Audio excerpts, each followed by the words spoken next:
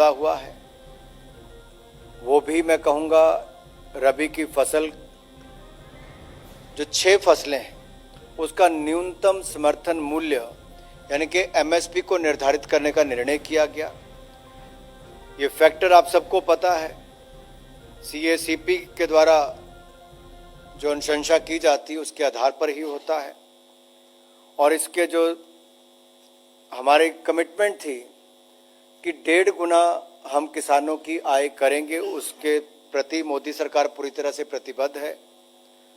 और अगर ये 6 फसलों का एक एक करके मैं आपको बताऊं तो पिछले वर्ष की तुलना में ये एमएसपी ज़्यादा है। और तिलहन और सरसों में जो एमएसपी है उसको 200 रुपये प्रति क्विंटल की वृद्धि की गई है। मसूर के लिए 425 रुपये की प्रति क्विंटल वृद्धि की गई है। गेहूं के लिए 150 रुपये प्रति क्विंटल की वृद्धि की गई है।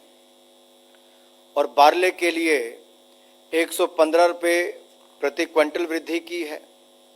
चने के लिए 105 रुपये प्रति क्विंटल वृद्धि की है। और सेफ्लॉर के लिए भी 150 रुपये प्रति क्विंटल वृद्धि की है। ये चार्ट शायद आपको और बेहतर बता सकें अगर आप देखेंगे कि कहाँ हम थे 2014 में और आज 2023-24 में हम कहाँ पहुँचे हैं। ये आंकड़े अपने आप में बहुत कुछ कहते हैं कि मोदी सरकार की प्रतिबद्धता किसान की आमदन को 1.5 गुना करने के लिए और उसमें भी रबी की फसलों के लिए 6 फसलों के लिए एमएसपी आज घोषित किया जा रहा है। और ये एफसीआई के द्वारा राज्य की एजेंसियों के माध्यम से ही किया जाएगा। अगर आप कुल मिलाकर पिछले कुछ वर्षों में देखें तो भारत सरकार ने क्रॉप डाइवर्सिफिकेशन की ओर काफ़ी बल दिया है ताकि ऑयल सीड हो, पल्सेस हो, मिलेट्स हो यानी कि मोटा अनाज, दलहन, तिलहन, इसकी पैदावार देश में ज़्यादा हो और हमारे किसानों को भी इससे ज़्यादा आय के साधन मिल सकें और हमारी डिपेंडेंस जो है वो इंपोर्ट पर कम हो और आत्मनिर्भरता की ओर भारत और बढ़ सके। इसके अलावा हमने नेशनल फूड सिक्योरिटी मिशन हो, प्रधानमंत्री किसान सिंचाई योजना हो, प्रधानमंत्री किसान सम्मान योजना हो, national mission on oil seed and palms, ये सारे बहुत सारे ऐसे प्रोग्राम्स हमने शुरू किए जिसके कारण फसल पैदावार में भी बहुत हमें सफलता मिली।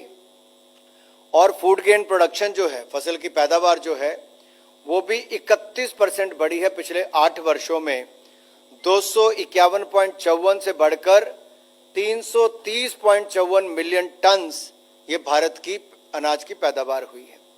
और पल्सेस की भी देखें तो 27.5 मिलियन टन ये पैदावार हुई है। ऑयल सीड्स की 41 मिलियन टन हुई है। हालांकि भारत दुनिया का सबसे बड़े पल्सेस उत्पादन में से एक है, लेकिन उसके बावजूद हमें बाहर से इंपोर्ट करना पड़ता है। इसलिए क्रॉप डाइवर्सिफिकेशन के लिए ऊपर बहुत बल दिया है और इसमें लगातार सफलता मिल रही है।